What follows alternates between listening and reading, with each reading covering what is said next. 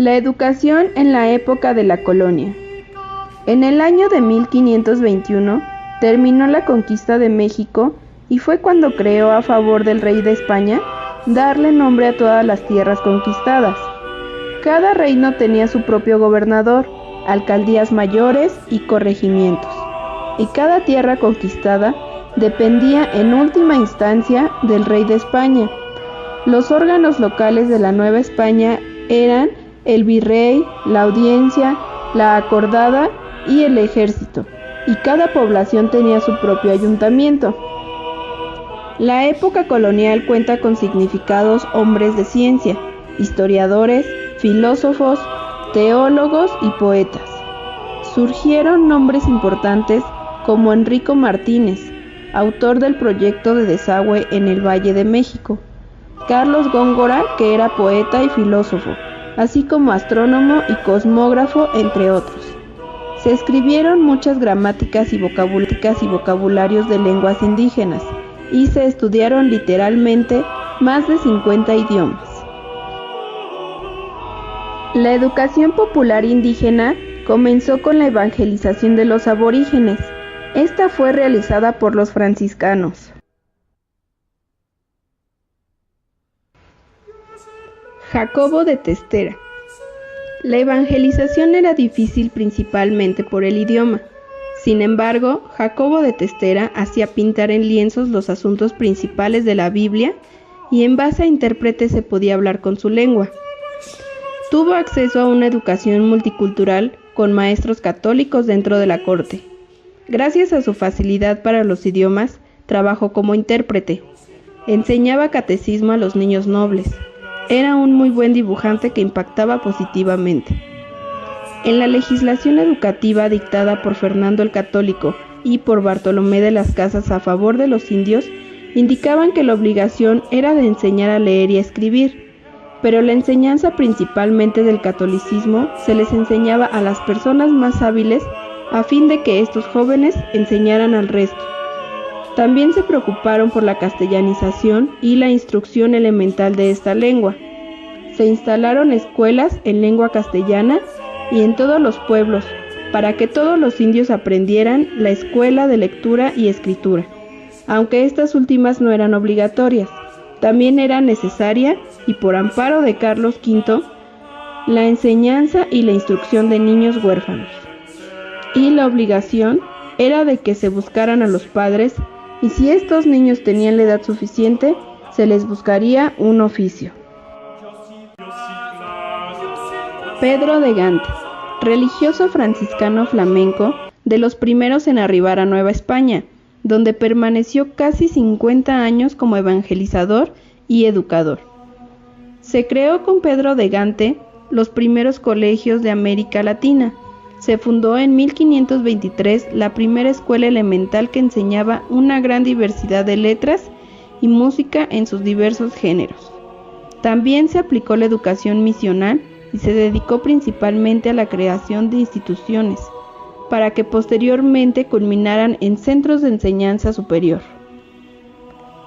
Fray Juan de Zumárraga. Otro misionero importante fue Fray Juan de Zumárraga, que se dedicó a la educación de los niños y las niñas indias, y daba en su escuela instrucción a los niños y jóvenes.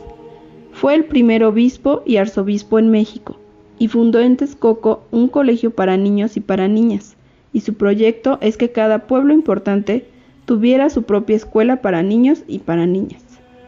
Fray Juan de Zumárraga inicia las gestiones para la fundación de la primera universidad en la Nueva España.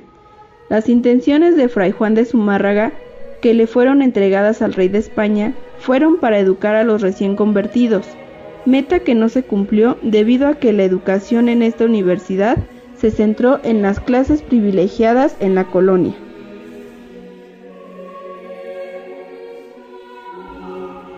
Educación rural. Nació a tiempo que surgió la enseñanza elemental y la evangelización de los indios. Este tipo de educación era muy similar a la educación popular indígena. Se le enseñaba con el método franciscano. Se les enseñaba a los más astutos para que ellos pudieran enseñarle a los demás. Sin embargo, En la educación rural a los hijos de los plebeyos se les enseñaba en el patio la doctrina cristiana, y después de tomar la doctrina podían ayudar a los padres en el trabajo de campo.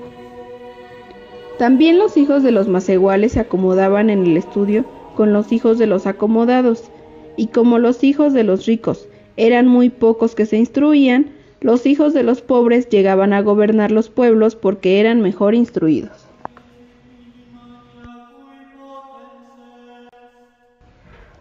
Real y Pontificia Universidad de México. Se creó a partir de la necesidad de contar con una unidad académica de más alto rango, que era la universidad. Estaba pensada en una universidad que manejara todas las ciencias y todas las enseñanzas, que debía ser donde se instruyeran españoles y naturales en todas sus cátedras y sus facultades. Se rigió en un principio sobre la Universidad de Salamanca. La máxima autoridad se localizaba en el claustro y estaba integrada por el rector, el concelario y los catedráticos. Se componía de un claustro mayor y un claustro menor, que estaba ordenada de un rector, concelarios, doctores, bachilleres y oidores. El rector de la universidad estaba empleado de amplios poderes, un juez supremo para que juzgara y conociera todos los delitos y faltas que se cometieran dentro de la universidad. También estaba en la universidad bibliotecarios que debían de tener el grado de doctor y un secretario encargado de los archivos de la universidad. El profesorado y las cátedras eran dedicadas a hombres destacados. Las cátedras eran temporales y perpetuas. Las primeras eran dadas por 4 años y las segundas dadas por muerte o renuncia. Cuando una cátedra era abandonada, se dotaba de personal nuevo para ocuparla mediante un examen de oposición, y era una prueba que debería sostener ante el claustro y se detenía mediante votos y se debería de tener el grado de bachiller como mínimo para poder tener el derecho a un examen de oposición. Y si el bachiller obtenía la cátedra, éste debería de estar obligado a obtener el grado de doctor en un tiempo razonable. La universidad vino a conformar y consolidar el perfil de la intelectualidad, y en ella se cultivaban sabios, teólogos, filósofos y poetas, y doctores con diversos dominios del saber.